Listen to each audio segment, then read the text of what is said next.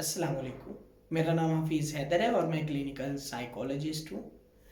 आज की video basically जो है डीप ब्रीथिंग को जो है मैं एक्सप्लेन करूँगा। डीप ब्रीथिंग बहुत ज़्यादा जो है एक पॉपुलर एक्सरसाइज है।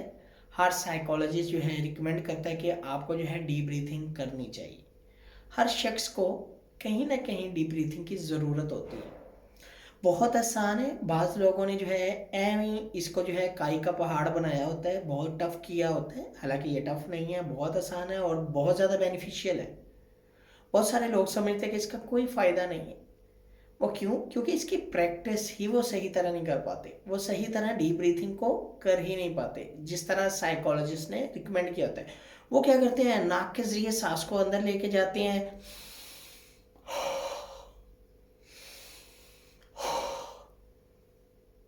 वेस्ट करते हैं। ऐसे डीप ब्रीथिंग नहीं करते।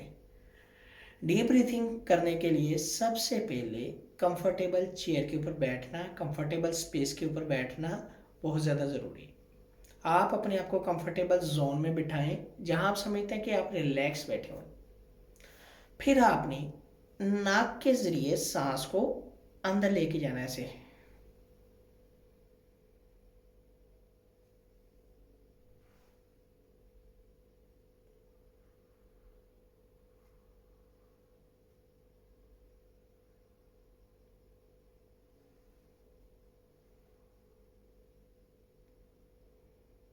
नाक के ज़रिए सांस को अंदर लेके जाना है। पेट को थोड़ी देर के लिए, कुछ सेकंड के लिए गुब्बारे की तरह फुलाना है। फील करना है आपका पेट जो है गुब्बारे की तरह फूल गया।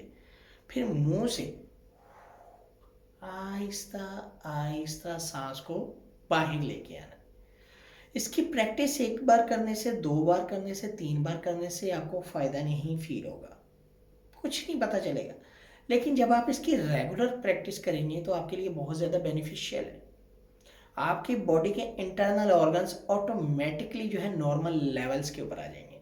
इसकी प्रैक्टिस में जो है कम से कम जो है 10 बार करनी ज़रूरी है एक टाइम में बैठ के। फॉर एग्जाम्पल, फर्स्ट टाइम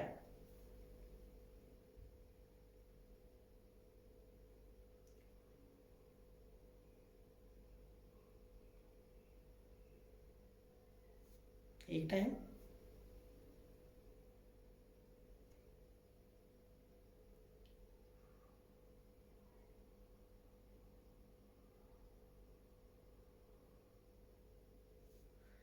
दो टाइम।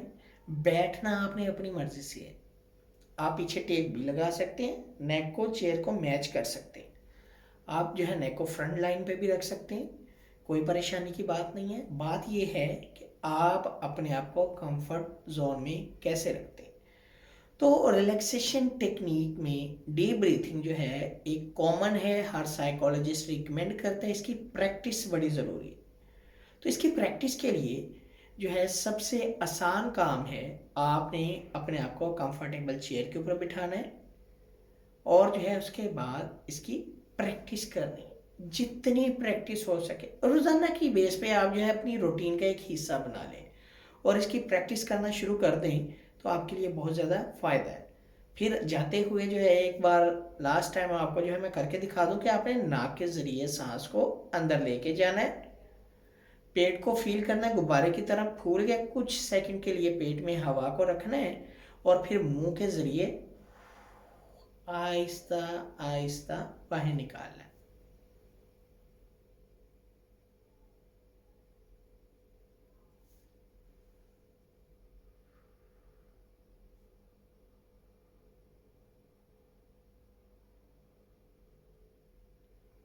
सेम ऐसे, कहीं भागने की, कहीं जाने की ज़रूरत नहीं है। जितना रिलैक्स होके करेंगे उतनी आपके लिए फ़ायदेमंद है।